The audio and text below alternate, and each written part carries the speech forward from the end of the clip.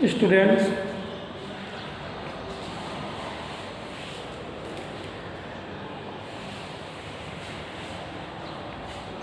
कल जो है हम लोग संवेग पर जड़त्व पर चर्चा किए थे। जड़त्व क्या है हमने बताया था। जड़त्व किसी वस्तु का वह गुण है जिसके कारण वह अपनी अवस्था में परिवर्तन का विरोध करता है।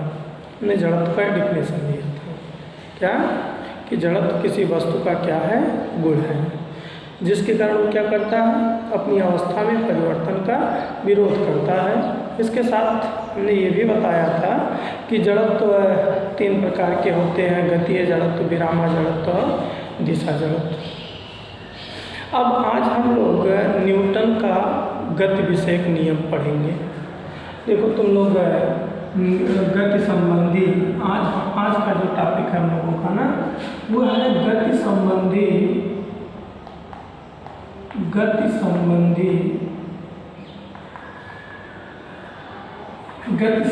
न्यूटन के गति विषय। सीधा लिखो न्यूटन का गति विषयक नियम। न्यूटन का गति विषयक नियम आज का हम लोगों का टॉपिक यही है, न्यूटन का गति विषयक नियम। आज हम लोग न्यूटन के गति विषयक नियम पर चर्चा करेंगे। इतना समझो। आज का हम लोगों का टॉपिक है न्यूटन का गति विषयक नियम। तो न्यूटन के गति विषयक नियम को पढ़ने से पहले हम लोग संवेग पढ़ लें तो अच्छा है। क्या पढ़ लें? क्योंकि देखो न्यूटन का गति विषयक नियम पढ़ते समय संवेग की जरूरत पड़ती है। तो हम लोग पहले पढ़ लें संवेग, जो क्लास 9th में पढ़े थे। संवेग P = m/v, याद होगा, वही पढ़ना, कोई दूसरा नहीं। जो क्लास 9th में पढ़े थे संवेग P = m/v, तो वही पढ़ लें। तो सबसे पहले हेडिंग डाल देते हैं हम लोग संवेग। जहाँ तक कल पढ़े थे उसी के आगे ये हेडिंग पहले मत डालो, पहले संवेग लिख लो और समझ लो। इसका एक छोटा सा डिफिनेशन था, किसी वस्तु का संवेग उसके द्रव्यमान और वेग के गुणनफल के बराबर होता है। एक छोटा सा डिफिनेशन था, किसी वस्तु का संवेग, क्या, किसी वस्तु का संवेग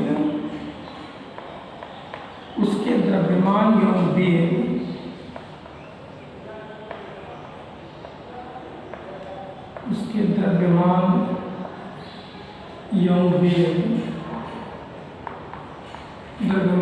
वेग के गुणनफल के बराबर होता है। वेग के गुणनफल के बराबर होता है।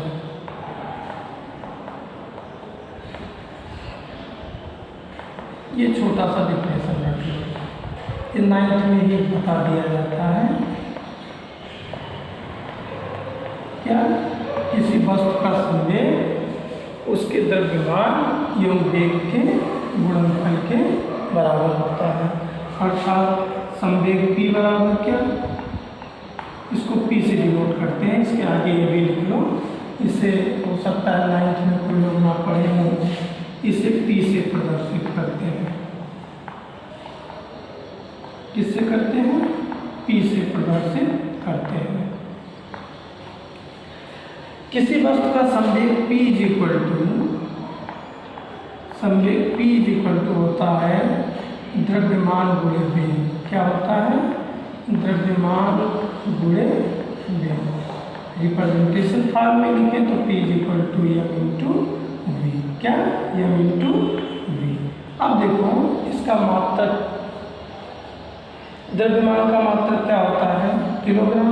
देखो संवेग का मात्रक निकालना है तो इसी से देखो, यम क्या है? द्रव्यमान। यम क्या है? द्रव्यमान है। द्रव्यमान का मात्रक क्या होता है? किलोग्राम होता है। v क्या है? वेग। वेग का मात्रक क्या होता है? मीटर/सेकेंड। यानी कि संवेग का मात्रक होगा किलोग्राम मीटर प्रति सेकेंड। तो ये लिख दे रहे हैं, इसका मात्रक इसका मात्रक क्या, किलोग्राम मीटर प्रति सेकेंड है। और बीमीय सूत्र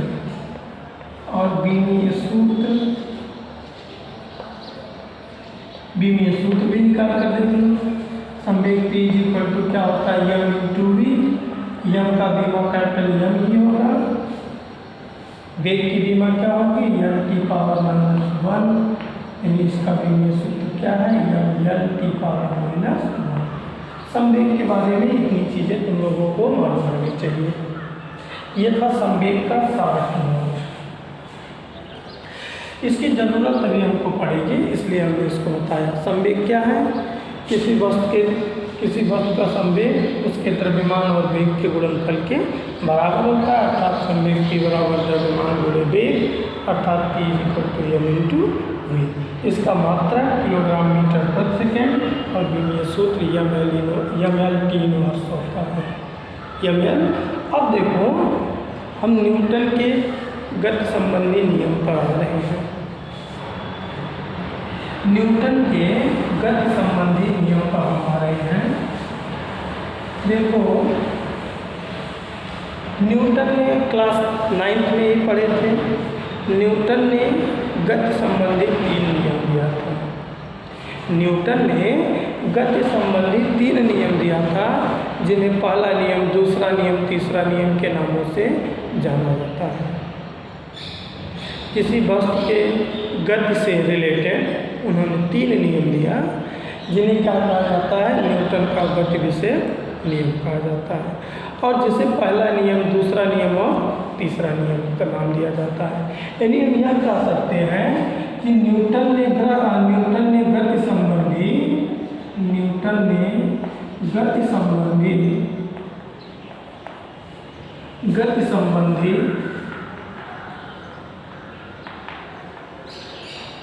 3 नियम दिए,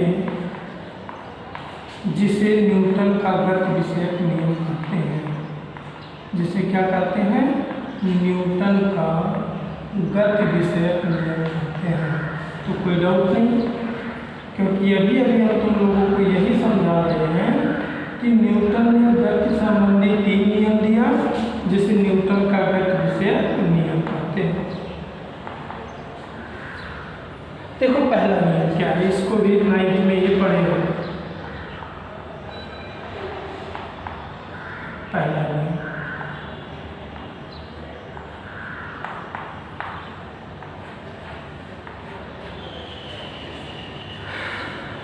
नियम, क्या है, देखो न्यूटन का गति विषय पहला नियम कहता है कि यदि कोई वस्तु विरामावस्था में है तो वो विरामावस्था में ही रहेगी। यदि वह गतीय अवस्था में है तो वह गतीय अवस्था में ही रहेगी, जब तक कि उस पर कोई बाह्य बल न लगाया जाए। ध्यान दो, यहाँ पर न्यूटन का गति विषय पहला नियम कहता है कि यदि कोई वस्तु विरामा अवस्था में है तो वह विरामा अवस्था में ही रहेगी, या फिर यदि वह गतीय अवस्था में है तो वह गतीय अवस्था में ही रहेगी, जब तक कि उस पर कोई बाह्य बल न लगाया जाए। एग्जाम्पल के रूप में समझो, जैसे देखो कोई गाड़ी है, खड़ी है, तो विरामावस्था में है, तो क्या वो स्वतः गतीय अवस्था में चली जाती है? ध्यान दो, कोई गाड़ी विरामावस्था में खड़ी है, इसको एग्जाम्पल के लिए यही समझो, तो वह विरामावस्था में तो रह रहा है, तो क्या वह विरामावस्था से स्वतः गतीय अवस्था में चली जाती है? तो जवाब है नहीं। उसको गतीय अवस्था में ले जाने के लिए हमको बल लगाना पड़ता है। तो यही न्यूटन ने कहा कि यदि कोई वस्तु विरामावस्था में है तो वह विरामावस्था में ही रहेगी, जब तक कि हम उस पर कोई बाह्य बल ना लगाएं। अब ऐसे एक और टॉपिक देख लो, यदि कोई वस्तु गतीय अवस्था में है तो वह गतीय अवस्था में ही रहेगी। ये तुम लोगों को कुछ डाउट करता है, इसीलिए इसको हम सेपरेट कर लिए। देखो हम तुम लोगों को ये समझा रहे हैं कि यदि कोई वस्तु गतीय अवस्था में है तो वह गतीय अवस्था में ही रहेगी। क्यों? अब तुम लोग सोच रहे हो कि यदि किसी वस्तु को हम गतिमान कर दें तो बाद में धीरे धीरे रुक जाता है, यहाँ न्यूटन का नियम गलत हो रहा है। नहीं, वो रुक क्यों जाता है? वहाँ तो हम लोगों को दिख नहीं रहा है, लेकिन विरोधी बल कार्य कर रहा है। जैसे घर्षण बल, अभी हम इस चैप्टर के आगे पढ़ाएंगे घर्षण बल। जब कोई वस्तु गतिमान होती है तो उसके मतलब पृथ्वी के संपर्क तल और पहिए के बीच घर्षण बल लगता है, जो उसके गति का विरोध करता है। वही घर्षण बल अगर ना लगता तो एक बार अगर हम वस्तु को गतिमान कर देते तो वह गतिमान लगातार रहती ही जब तक हम उसको रोकते नहीं। मतलब सीधा सीधा न्यूटन का कहना था कि अगर किसी वस्तु पर कोई बाह्य बल ना लगाया जाए तो उसकी स्थिति में कोई परिवर्तन नहीं होगा। सीधा सीधा इन सब एग्जाम्पलों का कंक्लूजन क्या निकला कि न्यूटन का यह कहना था कि यदि कोई वस्तु पर हम कोई बाह्य बल ना लगाएं तो उसके स्थिति में कोई परिवर्तन नहीं होगा। यही न्यूटन का पहला नियम था। यही जो है न्यूटन का पहला नियम था। अब देखो न्यूटन का पहला नियम लिख भी लो। देखो पहले नियम के अनुसार, अब यहाँ पर ध्यान से देखो, पहले नियम के अनुसार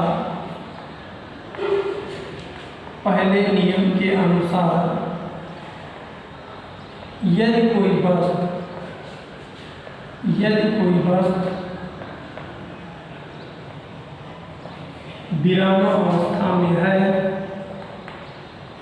विरामावस्था में है तो वह विरामावस्था में ही रहेगी।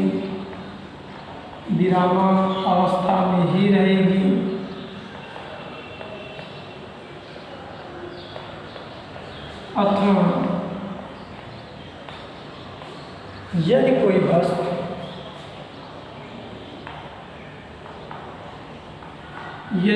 वस्तु गतीय अवस्था में है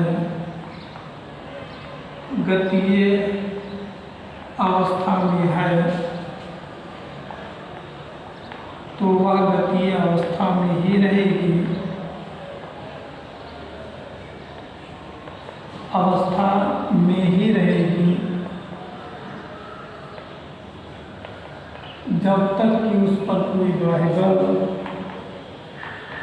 जब तक कि उस पर कोई बाह्य बल ना लगाया जाए।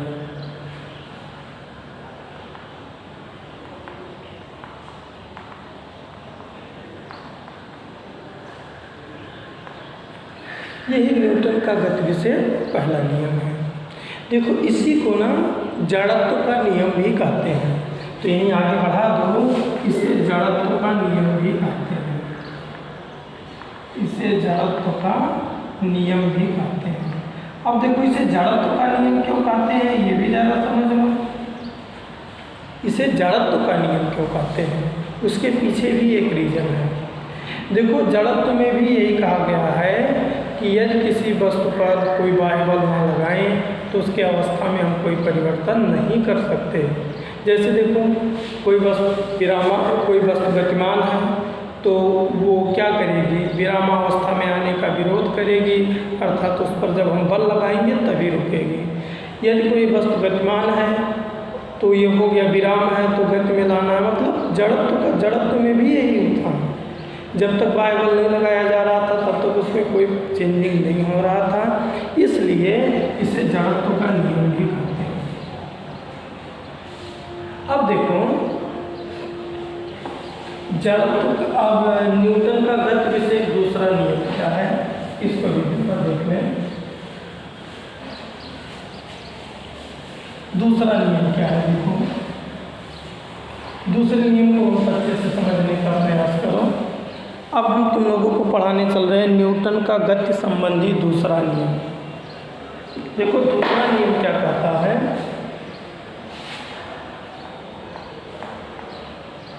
ये भाई खूब अच्छे से समझना पड़ेगा और रखना पड़ेगा। देखो दूसरा नियम क्या कहता है, न्यूटन का गति विषय दूसरा नियम कहता है कि जब हम किसी वस्तु पर बल लगाते हैं तो उसमें त्वरण उत्पन्न होता है या मंदन उत्पन्न होता है। जैसे देखो, पहले हम डायरेक्ट फार्मूले पर ही चले आए क्योंकि इसको अभी प्रूफ कराएंगे। F = m ये पढ़े हो, यही न्यूटन का गति विषय दूसरा नियम है, 9th में पढ़े हो, इसलिए हम इसको कम चर्चा करके निपटाने का प्रयास कर रहे हैं। F = ma, यही तो न्यूटन का गति विषय नियम है। तो देखो, इस फार्मूले से ही डिफिनेशन हम बना लें। हमने तुम लोगों को 9th में बताया था कि न्यूटन के गति विषय दूसरे नियम के अनुसार, देखो, किसी वस्तु पर जो बल F लग रहा है वह बल F, ये क्या है, द्रव्यमान है, और ये क्या है, त्वरण है। इन्हीं उस वस्तु के द्रव्यमान तथा उस वस्तु में उत्पन्न त्वरण F के अनुक्रमानुपाती होता है। क्या होता है, किसी वस्तु पर लगाया गया बल F उस वस्तु के द्रव्यमान M और त्वरण A के गुणनफल के अनुक्रमानुपाती होता है या बराबर होता है। तो यही चीज़ है। देखो, जगत का दूसरा मतलब न्यूटन का गति विषय दूसरा नियम लिखेंगे। न्यूटन के गति विषय, ये सब 9th से है। न्यूटन के गति विषय दूसरे नियम के अनुसार किसी वस्तु पर लगाया गया बल F, किसी वस्तु पर लगाया गया बल F, लगाया गया बल F उस वस्तु के द्रव्यमान M, उस वस्तु के द्रव्यमान M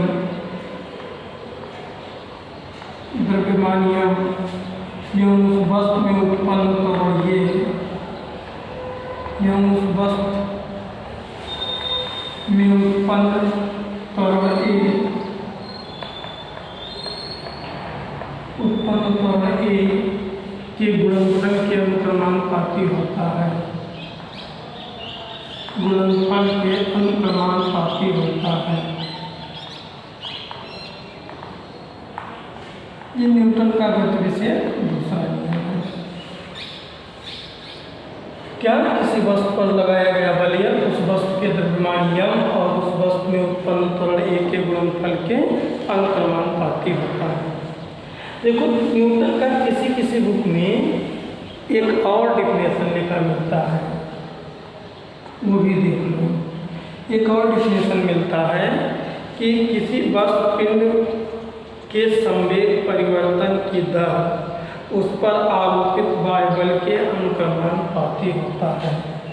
किसी वस्तु के संवेग पर, किसी वस्तु के संवेग परिवर्तन की दर, किसी वस्तु के संवेग परिवर्तन की दर, संवेग परिवर्तन की दर, अभी इसको हम समझाने चल रहे हैं। किसी वस्तु के संवेग परिवर्तन की दर उस पर लगाए गए बाह्य बल के अनुक्रमानुपाती होता है। उस पर लगाए गए बाह्य बल, लगाए गए बाह्य बल के अनुक्रमानुपाती होता है।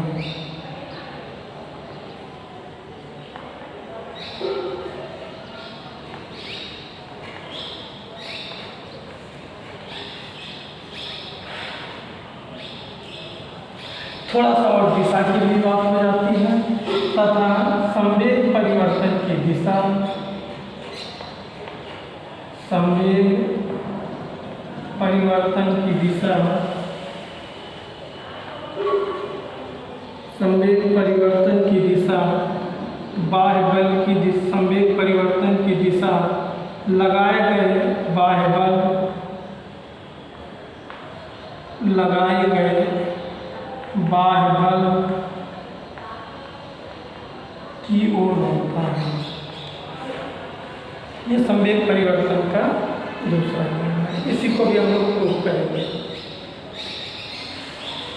ये दूसरा नियम चाहिए रख लो, चाहिए रख लो। किसी संवेग, किसी वस्तु के संवेग परिवर्तन की दर उस पर लगाए गए बाह्य बल के अनुक्रमानुपाती होता है। ध्यान दो, चाहे इतना रखो कि किसी वस्तु पर लगाए गए किसी वस्तु के संवेग परिवर्तन की दर उस पर लगाए गए बाह्य बल के अनुक्रमानुपाती होता है। ये इजी पड़े तो ये तुम लोग रट लो, या फिर रट लो कि किसी वस्तु पर लगाया गया बाह्य बल उस वस्तु के द्रव्यमान नियम एवं उस वस्तु में उत्पन्न त्वरण के गुणनफल के अनुक्रमानुपाती होता है। दोनों में से कोई भी एक रख लो। ये जरूर ध्यान देना कि इसका प्रूफ भी करना है जो हम कल कराएंगे। इसका हम लोगों को प्रूफ भी करना है जो कि हम क्या इसका कल कराएंगे। तो इसको ज़रा फिर से देख लो क्योंकि ये बहुत इम्पॉर्टेंट है। दूसरा नियम क्या है? किसी वस्तु पर लगाया गया बल उस वस्तु के द्रव्यमान नियम एवं उस वस्तु में उत्पन्न त्वरण के गुणनफल के अनुक्रमानुपाती होता है। चाहे ये रख लो चाहे ये रख लो कि किसी वस्तु में उत्पन्न संवेग किसी वस्तु के संवेग परिवर्तन की दर उस पर लगाए गए बाह्य बल के अनुक्रमानुपाती होता है। अब इसके बाद तुम लोगों को तीसरा नियम पढ़ना पड़ता है। देखते हैं तीसरा नियम क्या है। देखो तीसरा नियम कहता है ना, न्यूटन का तीसरा नियम कहता है कि हम यदि किसी वस्तु पर बल लगाते हैं तो वह उतना ही बल मुझे विपरीत दिशा में देता है। इसको समझ लो पहले, वो छोटे छोटे डिफिनेशन थे क्लास 9 से इसको पढ़ते हो। देखो न्यूटन का तीसरा नियम क्या कहता है कि यदि किसी वस्तु पर कोई बाह्य बल लगाएं तो दूसरा वस्तु या वह वस्तु भी उतना ही बल विपरीत दिशा में लगाता है। देखो कैसे, इसका कई एग्जाम्पल है। देखो एक गेंद को, रबड़ की गेंद को या कोई भी गेंद एक दीवार पर मारो, ध्यान देना, एक रबड़ की गेंद या कोई गेंद दीवार पर मारो तो दीवार वापस आ जाती है। जानते हो क्यों? जब दीवार पर गेंद फेंकते हो तो गेंद दीवार पर बल लगाती है। बल लगाती है तो होता क्या है, दीवार भी उतना ही बल उल्टी दिशा में गेंद पर लगा देती है, जिसके कारण गेंद जैसे दीवार से टकराती है वापस आ जाती है। चलो ये नहीं समझ में आया, एक एग्जाम्पल और है मेरे पास, शायद ये समझ में आ जाए। तुम कहीं दौड़ रहे हो और अचानक किसी दीवार से टकरा जाओ। दौड़ते हुए जा रहे हो और अचानक दीवार से टकरा जाओ तो तुम पीछे की ओर गिर जाते हो। क्यों गिर जाते हो? देखो, जब तुम दौड़ते हुए जा रहे थे और अचानक दीवार से टकराए तो देखो, मान लो हम आगे की ओर ऐसे जा रहे थे और दीवार से टकराए, तो जब हम ऐसे जा रहे हैं दीवार पर आगे की ओर बल लगाए जब टकराए और तुरंत ही दीवार मुझे उतना ही बल उल्टी दिशा में लगा दिया, जिसके कारण पीछे की ओर क्या हुए, गिर गए। यही न्यूटन का तीसरा नियम है। यही न्यूटन का गति संबंधी तीसरा नियम है। क्या है कि यदि हम किसी वस्तु पर कोई बाह्य बल लगाएं तो वह वस्तु भी उतना ही बल विपरीत दिशा में लगाती है। इस नियम को क्रिया प्रतिक्रिया का नियम भी कहा जाता है। क्या है? इस नियम को क्रिया प्रतिक्रिया का नियम भी कहा जाता है। तो इस प्रकार तुम लोग ये भी नोट कर लो, रीडिंग ग्राफ तीसरा नियम लिखो। न्यूटन के गति विषय तीसरे नियम के अनुसार, न्यूटन के गति विषय तीसरे नियम के अनुसार यदि किसी वस्तु पर कोई बाह्य बल लगाया जाए तो वह वस्तु भी उतना ही बल विपरीत दिशा में लगाती है। तो वह वस्तु भी उतना ही बल विपरीत दिशा में लगाती है। बस नीचे एक और लाइन बढ़ा दो, इसे क्रिया प्रतिक्रिया का नियम भी कहते हैं। अब इतना तुम लोग तैयार करना, और अब इसके बाद अगला स्टेप जो होगा वो न्यूटन के गति विषयक दूसरे नियम का प्रूफ होगा, जो कि हम कल समझाएंगे।